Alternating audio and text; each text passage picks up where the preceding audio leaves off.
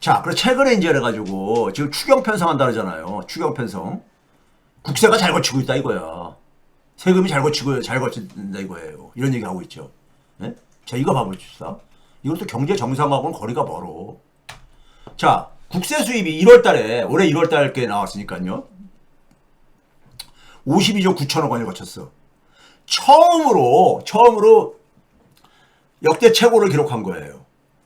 역대 최고를. 문재인 정권 마지막 1월 달인 22년 1월 달에 49조 7천억 원이 가장 최고였었어요. 1월 달 기준으로 국세 수입이요. 근데 윤석열 때 재정이 파탄 났었잖아요. 그래서 쫙 잃어버린 3년이 진행됐던 거야. 빨간색으로 표시한 게요. 그러다가 올해 이제 1월 달에 이것도 정상화됐다 이거야. 국세 수입도. 이런 얘기 하는 거예요. 그런데 그래서 이제 재정경제부에서도 국세 수입 현황해가지고 해가지고 여기 보면 소득세가 많이 역할을 했어요. 소득세가 부가가치세하고 소득세하고 부가가치세 다 일반 국민들이 부담한 거지 뭐. 그러니까 근데 소득세는 취업자 수가 증가에 따라서 증가해가지고 근로소득세가 증가했다 이거야. 네. 우리 취업자 수 증가가 그동안 여러 번 제가 얘기했잖아요. 대부분 65세 이상 취업자로 만들어지는 거라고. 네? 65세 이상으로. 그러면 65세 이상이 버는 돈을 가지고 세금을 얼마나 낼 것 같아요?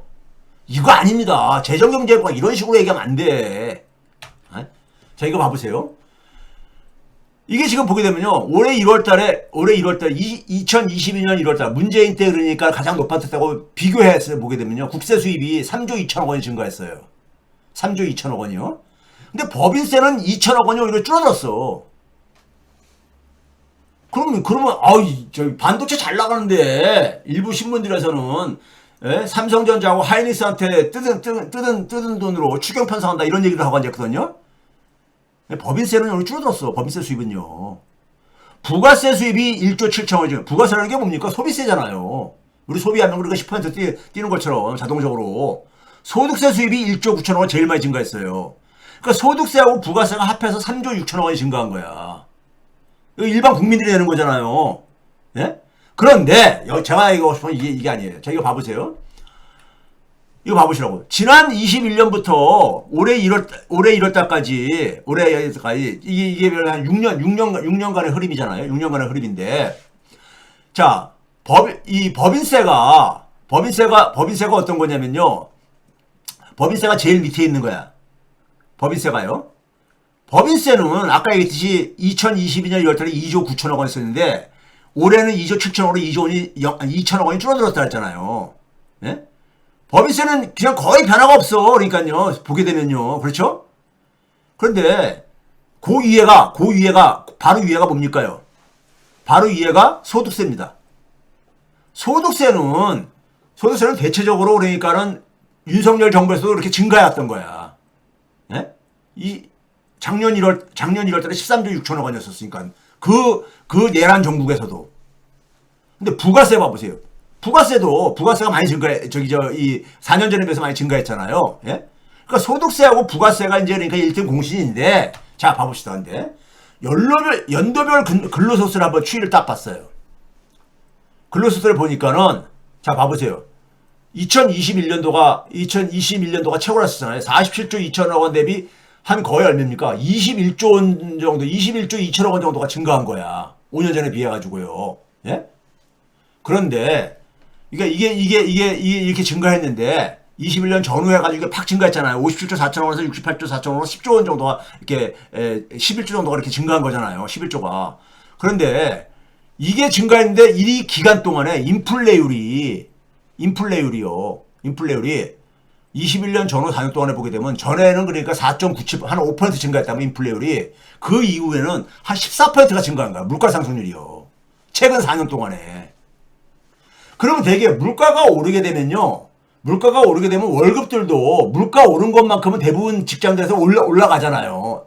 실질급여는 별로 안 올라가도. 예? 그렇죠?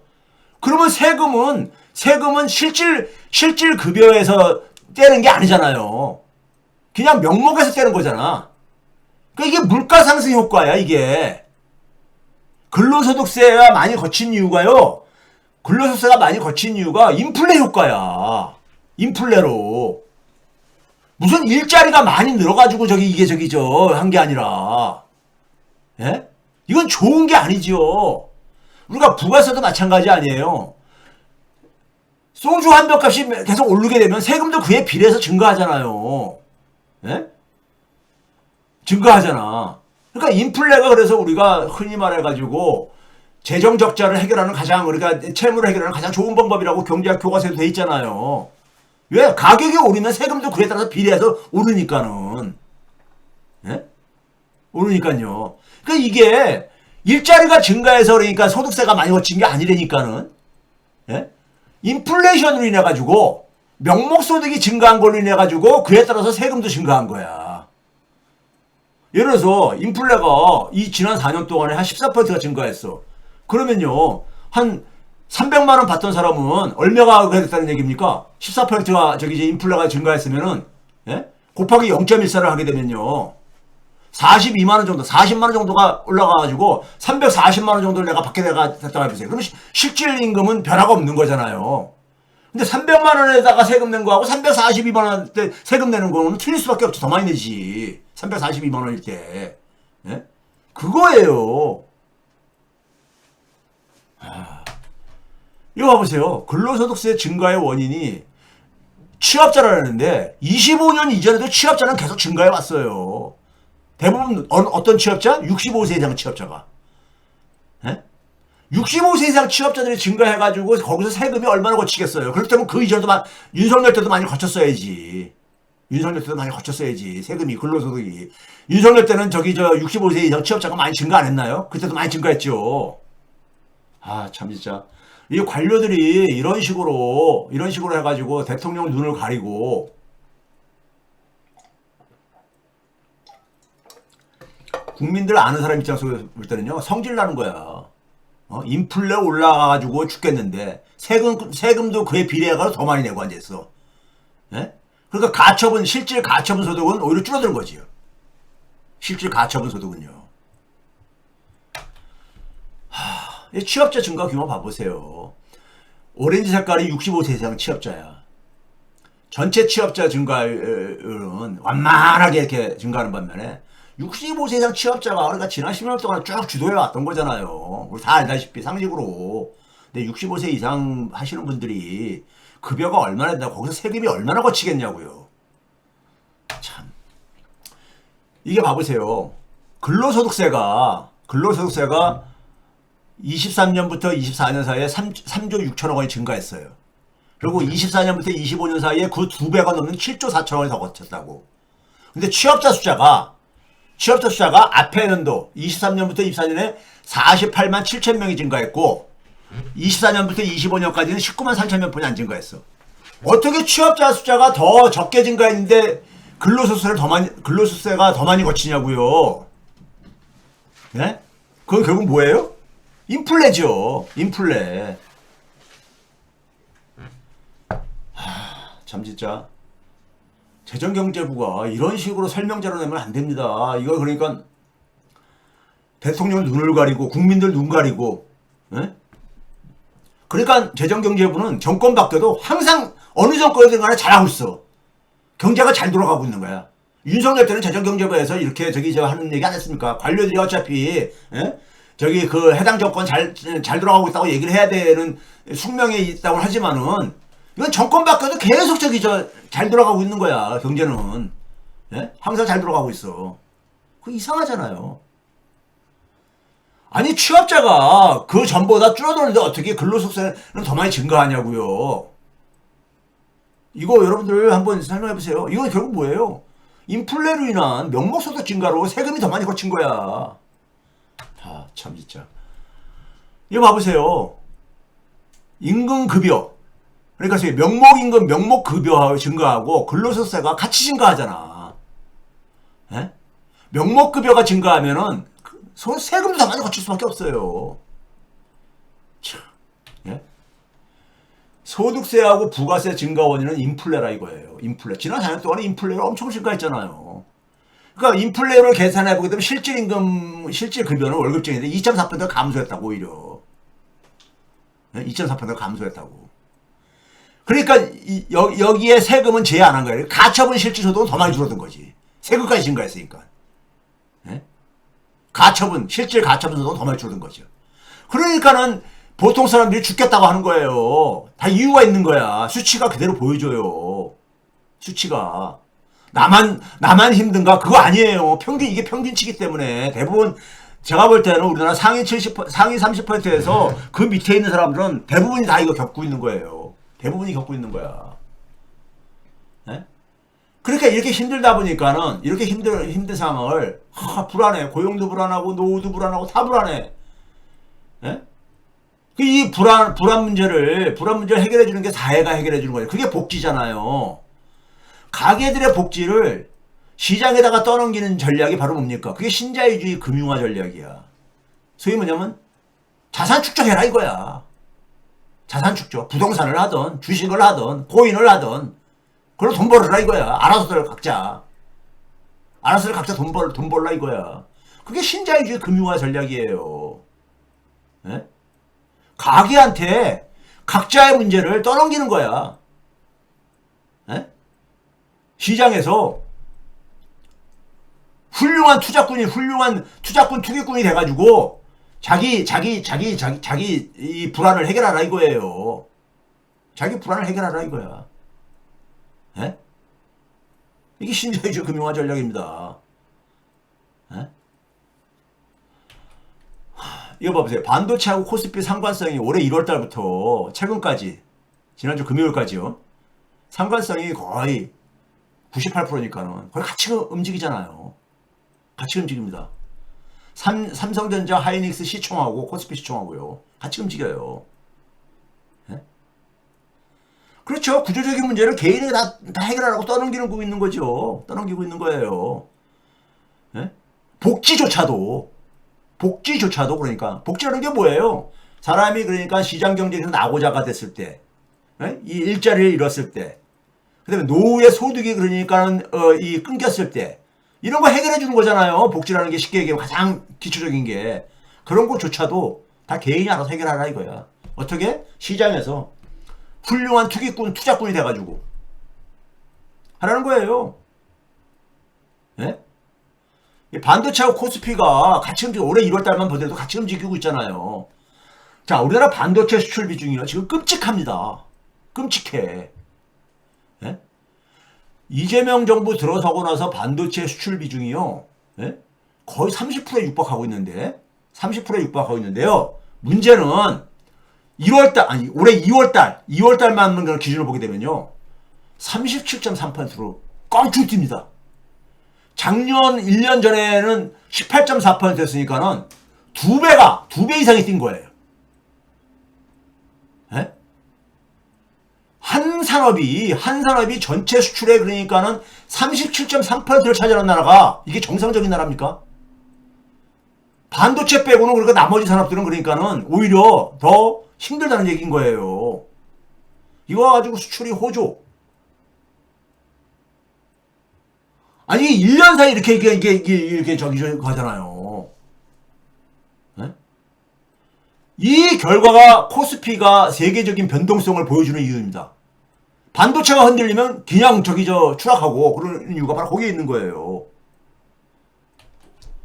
반도체 제한 주력 산업들 봐보세요. 잃어버린 5년입니다. 줄어들었어 오히려 22년보다 줄어들었어요. 네? 그러니까 나머지 산업들 지금 석유, 화학, 철강 이런 거야 오래전부터 그랬지만은 건설 이런 거 오래전부터 그랬지만요. 대부분 산업들이 지금 다 힘들어해요. 반도체 빼고는 반도체에 다 가려져 있는 거야. 네? 가려져 있는 거야. 반도체 매출액이요. 작년도 3분기부터 급등하기 시작합니다. 여기 봐보세요. 네? 25년 2분기까지는 한 50조 안팎에서 2분기부터 조금씩 이제 올라가기 시작합니다. 제가 그랬잖아요. 4월 중순부터 그러니까 이게 이제 코스피가 반등하기 시작한다고요. 예? 삼성전자하고 하이닉스 매출액, 기업의 성장이 갑자기 3분기부터 이제 가속도가 붙기 시작합니다. 가속도가 붙기 시작해. 그때부터 그러니까 주가가 3분기면 얼마예요? 7, 8, 9월달. 예? 초창기에 이재명 보면 초창기에 뛰어드는 사람들이 예? 제의 맡은 이유가 바로 거기에 있는 거예요. 예? 이게 주도를 한 이게 주도를 한 거잖아요. 주도를 한 거야. 그러니까 반도체 매출액하고 코스피 시총하고 이게 같이 간다니까. 앞에서도 그랬듯이요. 자, 작년 6월 20일 날 3천 돌파하고 10월 달에 4천 돌파했어요. 4개월 만에. 그렇죠? 그리고 나서 3개월 만에 5천을 돌파합니다. 그리고 나서 1개월 만에 6천을 돌파합니다. 갈수록 빨라져 온 거죠. 빨라져 온 이유가 뭐예요? 반도체가 계속해서 삼성전자가 살아나고 막 이런 거 여러분 많이 들었잖아. 네? 이런 거 많이 들었잖아요. 그거예요. 그걸로 간 거야. 네? 기업의 성장은 그러니까는 성장으로 인해서 주가가 올라가는 거 이건 자연적인 게 있습니다. 네? 단지 그러니까 속도가 그러니까 좀 빠르냐 가냐 이런 거는 얘기할 수 있어도 기본적으로 이거는 뭐 그러니까 이거 아주 거품이라고 얘기할 수 없는 거예요. 네? 얘기할 수 없는 겁니다. 반도체 매출하고 코스피 시총 앞에서도 보였었죠. 반도체 매출 급증이 주도를 했다 이거예요. 네? 이게 똑같은 게 반복되네. 그런데 우리가 한국은행이 3월 10일 날 발표했죠. 이제 국민소득을요. 달러 기준으로 잃어버리는 5년입니다. 2021년도 수준이 회복이 안 되죠. 작년보다도 오히려 재작년보다도 줄어들었잖아. 2024년 1조 8,746억 달러보다도 한 20억 달러 정도가 줄어들었어요. 21년도보다는 한 690억 달러가 줄어들었죠. 네? 줄어들었어. 그러니까 달러 기준으로는 우리나라 경제 규모가 아직 회복이 안 된 거죠. 그러니까 반도체가 저렇게 돈을 많이 벌어도 예? 회복이 안 된 거죠. 그러니까 반도체뿐이 안 보인다니까. 1인당 GDP도 마찬가지죠. 1인당 GDP도. 예? 그러니까 우리나라 돈으로 가지고 그러니까 해외 물건을 사려고 할 때 예? 그게 구매력에 있어서 그러니까는 잃어버리는 5년이라는 얘기예요. 원인은 뭐겠습니까? 환율 급등이에요. 환율 급등이죠. 2021년 본다만 하더라도 제가 그랬잖아요. 한 20년 동안 2022년 러시아 우크라이나 전쟁 이전까지만 해도 한 20년 동안은 1,100원에서 1,200원 사이에서 이렇게 유지가 됐었어요. 그러다가 2023년도부터 1,300원 돌파하고 지금은 1,400원 돌파해서 1,500원 돌파 지금 전쟁 중이니까 그렇다 치고 하여간 이렇게 돼 있잖아요. 환율 급등입니다. 환율 급등인데 자, 근데 여기서 이 대통령이 코스피라든가 저는 환율 이런 거를 너무 디테일하게 언급하는데 대통령은 이렇게 언급하면 안 됩니다. 예? 오히려 그러니까 거기에 대한 대책을 그러니까 지시를 해가지고 해야 되는데 여러분들 기억하세요? 신년 기자회견? 1월 21일 날 청와대 영빈관에서 신년 기자회견 했었어요. 그때 막 환율이 막 1,480원 돌파하면서 막 그 전에 연말부터 해가지고 성악개미들 돌아오게 되면 세금 감면해줄게 막 이런 조치 내고 막 그랬었잖아요. 예? 이런 기사가 도배됐었잖아요. 그래가지고 신년 기자회견에서 그러니까는 질문들 나와서 한 것도 있지만은 대통령이 환율을 언급합니다. 환율을 언급해요. 예? 1,480원 안팎으로 오른 지금 이렇게 오른 상태 속에서 이걸 언급해서 이제 가니까는 그러니까 뭐라고 했냐면 대통령이 물론 책임 당국의 말을 빌리는 걸로 했지만 한두 달 정도 지나면은 1,400원 전으로 떨어질 것이라고 예측하고 있다. 1,400원. 예? 그 당시 1,480원 안팎이었는데 1,400원 전으로 떨어질 것이라고 이렇게 구체적인 수치를 그러니까 얘기를 했어요. 근데 한두 달 1월 21일에서 두 달 후는 얼마입니까요? 3월 21일. 예? 어제예요, 어제. 예? 어제입니다. 그런데 지금 1,500원 돌파했잖아요. 지금은 뭐 전쟁이라 해서 그렇다 쳐요. 그렇다 치는데 문제는 전쟁 나기 전이요. 그럼 대통령이 발언을 한 1월 21일부터 전쟁 나기 전인 2월 27일까지 전쟁이 3월 달부터 이제 터졌으니까요. 2월 말부터 예? 전쟁 나기 전까지 평균 환율을 보게 되면요. 1,448.34원이었었어. 그리고 1,450원 근처에 있었었죠. 예? 1,400원하고는 거리가 멀죠. 이게 뭐냐면은 작년 9월 24일부터 전쟁 직전까지 평균 환율이 1,447.9원이었는데요. 대통령이 언급하고 난 이후에도 이 평균 환율에서 벗어나지 않잖아요. 벗어나지 않잖아. 제가 그 당시에 환율의 기본적인 요인이 뭐라 했었어요? 반도체 과잉 의존 리스크라 그랬잖아요. 예? 반도체 과잉 의존 리스크라 그랬잖아요. 그게 사라졌습니까? 전쟁 전에는? 더 구조화돼 가고 있었죠. 예? 환율이 3월 달부터 오른 건 전쟁 탓이라고 쳐. 근데 전쟁 이전에도 대통령이 언급하기 이전하고 달라진 게 없다니까. 달라진 게 없어요. 예? 아, 그런데 이거를 그러니까는,